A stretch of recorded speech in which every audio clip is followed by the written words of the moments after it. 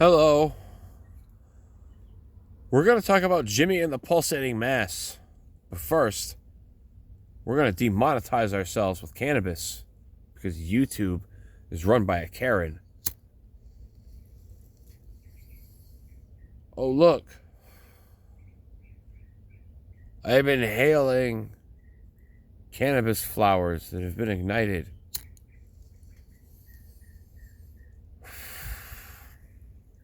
Everything's illegal now. Okay. Wow. That's... Ooh. Oh, hang on. All right. Okay, here's the deal. Spoilers. I'm going to tell you the whole point of this game from the onset. If you want to play this game, and I suggest you do, don't watch the rest of this video. Trust my word as someone who has played video games since I was 2 years old on the Commodore 64. Jimmy and the Pulsating Mass, quite frankly, is Mona Lisa tier amongst video games.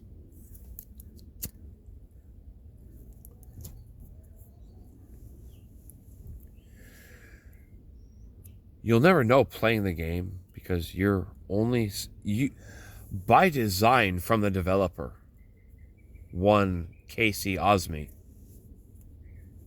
a solo developer, you are only supposed to know that Jimmy and the Pulsating Mass is a game that occurs entirely in the dreams of an 8-year-old boy. Because in a dream, you do not know it's a dream.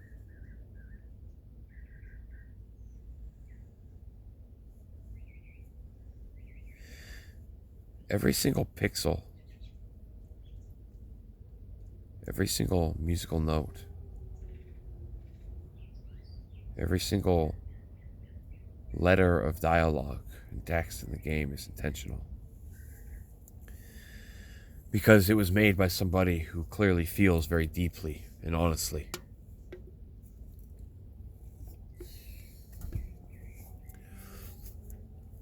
You begin the game walking amongst clouds in the sky. There's a sunset far off in the distance, and a beautiful, clear, intensely luminescent rainbow between two clouds over a prismatic pyramid.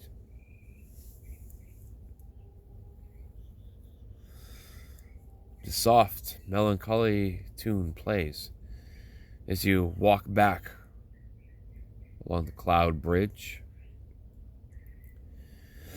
You come into Jimmy's backyard. Go into his house. You see his mom and his dad hugging and kissing, not just once, but always 3 times. Which is something that actually, it's really funny. That's something that me and my wife have just always done.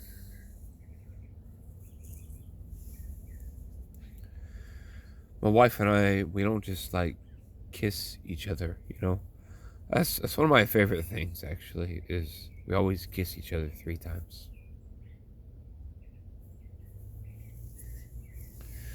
And I don't know, there was like a personal touch when I saw, Jimmy as an 8-year-old kid. And I guess I remembered myself when I was that age and being like, oh, gross, mom and dad are kissing again and they're hugging each other. I hate it. Oh, that's so gross. But, that's, I don't know. It's just something me and my wife do. Sorry. I really love my wife.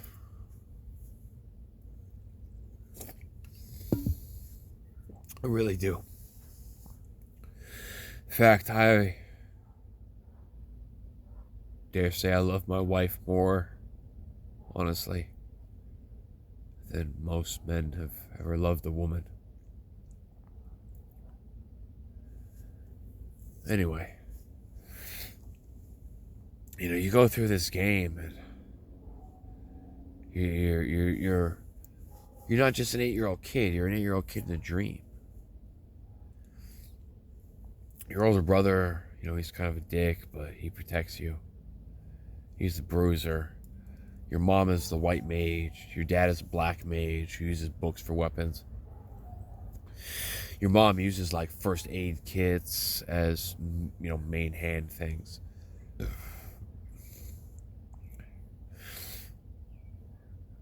But then Jonathan Bear joins your party. And that's the point when you realize, hey, maybe Jimmy's kind of a messed up kid, right? Maybe Jimmy is not a perfectly innocent 8-year-old child.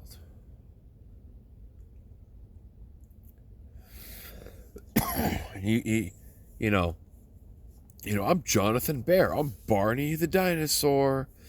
I'm your 3-foot tall walking best friend toy come to life. I'm your Teddy Ruxpin Chucky doll thing. I'm evil Pinocchio. I'm real. Hey Jimmy, wanna play?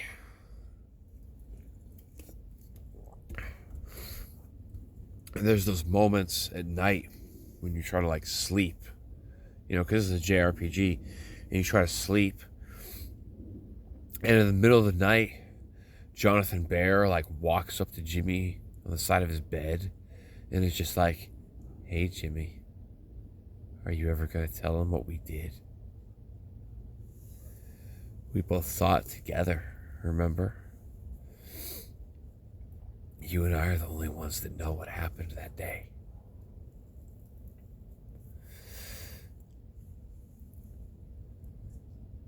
Jonathan Bear's a little creepy. You know what I'm saying? And then you come up on that one dude, because there was this time that Jimmy's older brother, in real life, not in the dream world, but in real life, obviously, like, showed him a nasty, creepy horror movie. Because one of the islands in Jimmy's dream mind world is just like made of blood and teeth and eyes and hair. And it's nasty.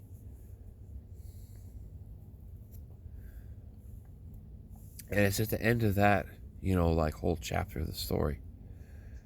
You see way off in the background distance of the parallax scrolling in the sunset. There's a silhouette of someone hanging from a noose on a tree. And in the foreground, where you're playing, a man is about to jump off a bridge and end his own life.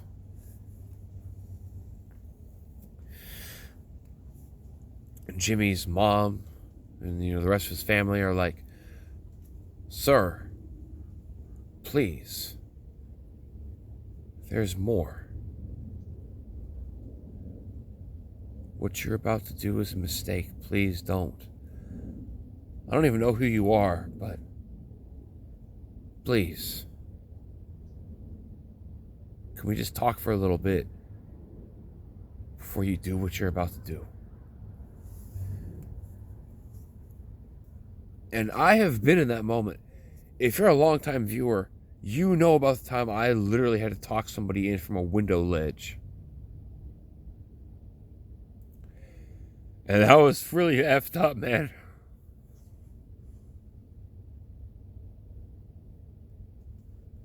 Honestly, I've been through some shit, okay? I've had some pretty hard times. But, there's something that you can endure by eating something and going to sleep.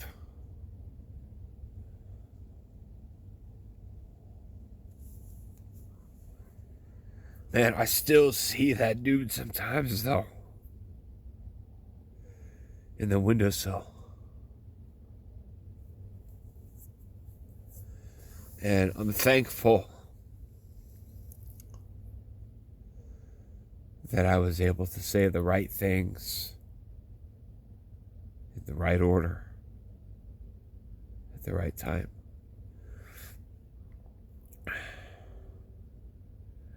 Because we were really high up, man.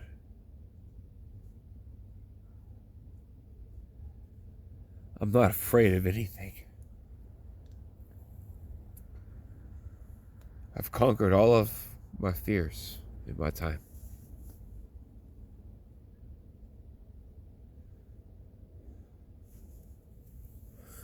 But I have never been more scared in my life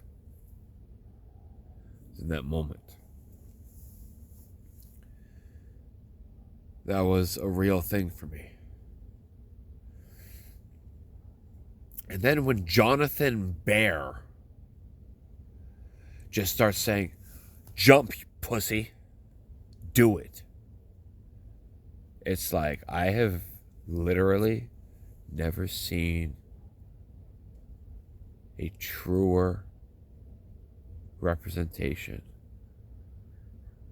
of evil in my life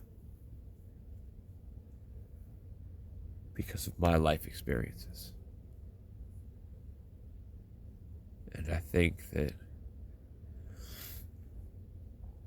maybe Casey Osme felt and experienced something similar.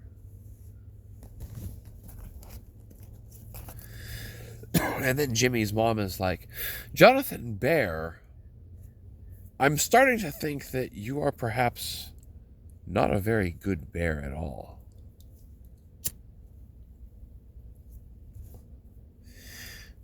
But Jimmy's mom puts up with any and everything. Even when you go to that fancy restaurant and no matter what you order, your older brother will always order a triple serving of steak and no vegetables. No matter what you order, they serve you giant, deep plates with bowl curves on them, French style, enough to hold the various sauces and juices of the meats. But they are filled brim deep with nothing but blood.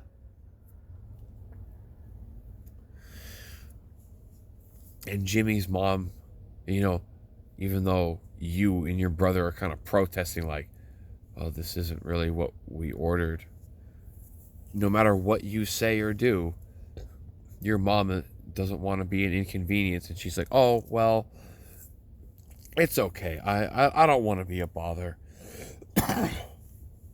Go ahead, Jimmy. Drink your blood."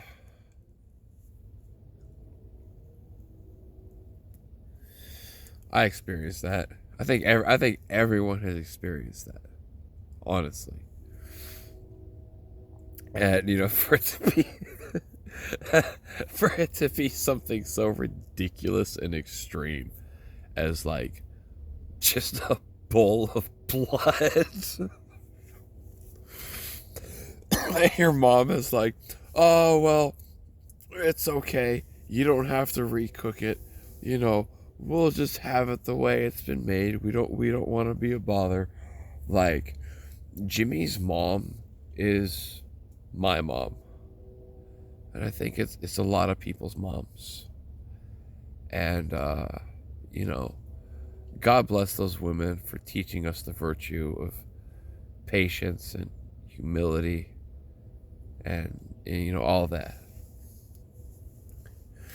And I think it's great that despite all of Jimmy's traumas, and his mom is just this source of healing and safety, who never complains and is always passive and docile,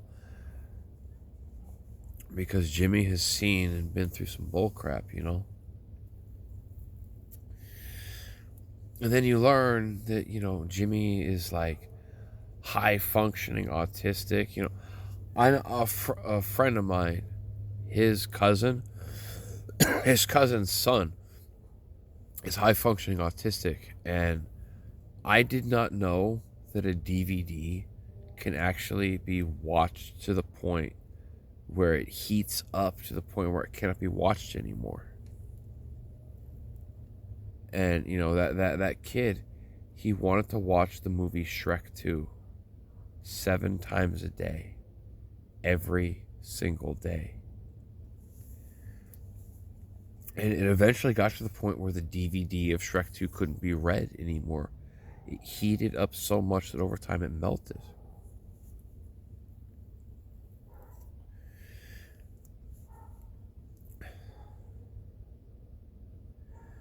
And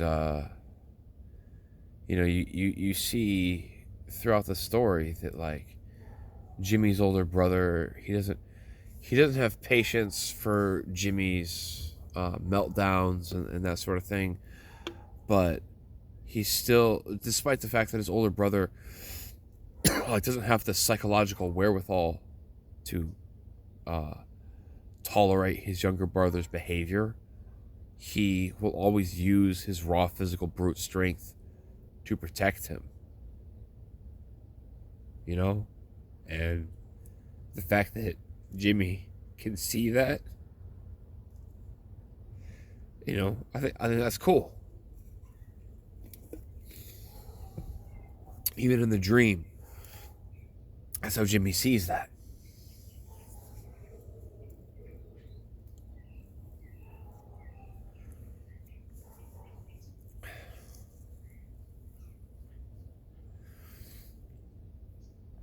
And it's when your Uncle Lars joins the party. Your Uncle Lars is like a weeaboo nerd. His ultimate weapon is literally a Thor's hammer replica. Like, if you're not like like you're a comic book nerd, right? This guy's ultimate weapon is a Thor's hammer. I think that's one of the funniest things ever, honestly.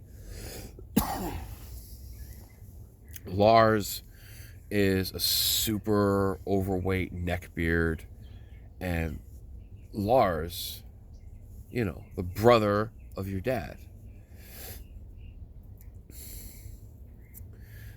he ends up living with your family for a little while, and no matter what your dad or your mom or your brother, they can't connect with you. But your Uncle Lars, he shows Jimmy Sailor Moon. It's obviously supposed to be Sailor Moon. And Jimmy is just enthralled with anime. It's the only time when Jimmy just sits still. He's not destroying the house. He's not screaming. And Lars is just happy to share his love of anime with someone who can appreciate it.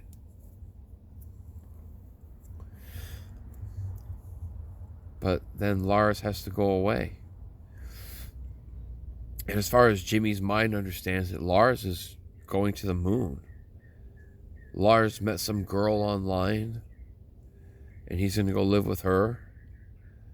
And, Lars's girlfriend is Sailor Moon. So he's going to go live so far away that he might as well be living on the moon.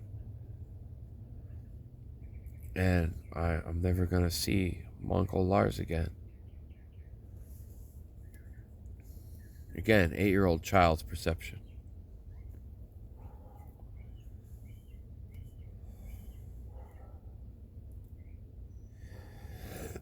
And as someone who's interested in psychology, the way this game is presented is really fascinating and brilliant.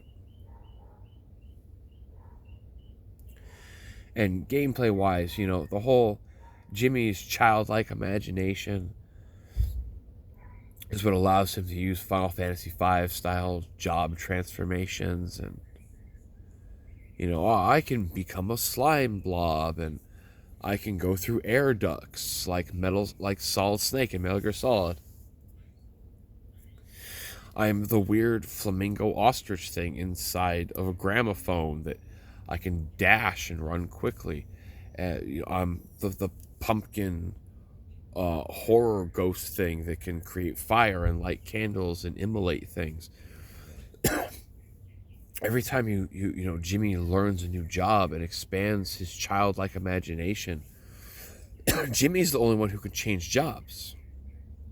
Everyone else has a static set of skills and equipment they can use. But Jimmy, he can just, like, I imagine myself as a knight, or I am a dragon right now, or I'm this thing. Jimmy job changes with the power of his childlike imagination. And he can even job change in the middle of fights. And you level up all these different jobs. You get all these different active abilities and passives that, only Jimmy, he can equip those on his passive and active ability slots, so that, you might be able to be like, oh, well, actually, if I had this ability from this job class and this passive ability from this other job class while I'm on this active job, oh, I can do this thing. Jimmy is overpowered. He's supposed to be overpowered because it's all about the power of childlike imagination in a dream.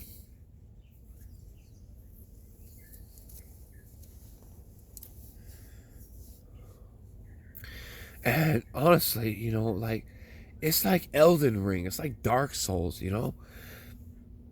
Half the content in the game is optional secret dungeons and super bosses and things like that.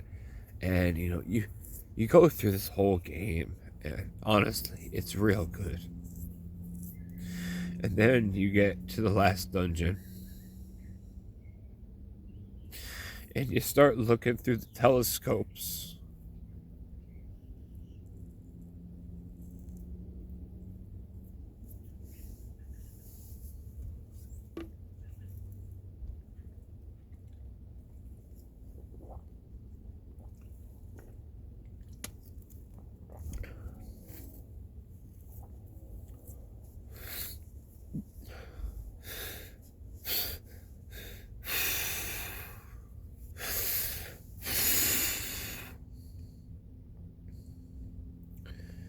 And then you fight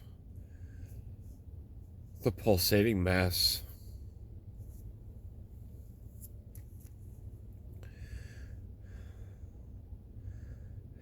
And, you beat the big evil. You conquered the thing that couldn't be beaten.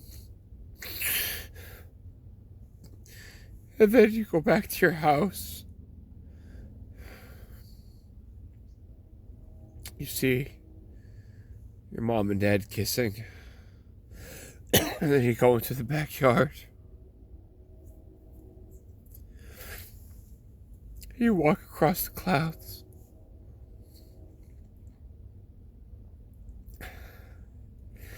And you stand there in front of the sunset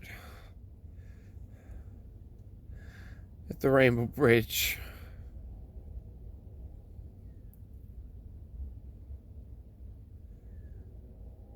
And everything just fades into a single line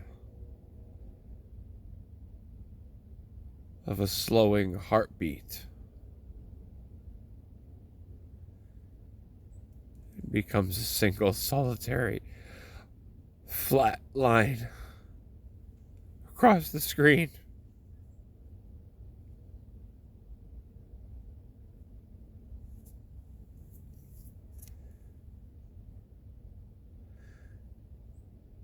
At least in his dreams, Jimmy got to be a hero.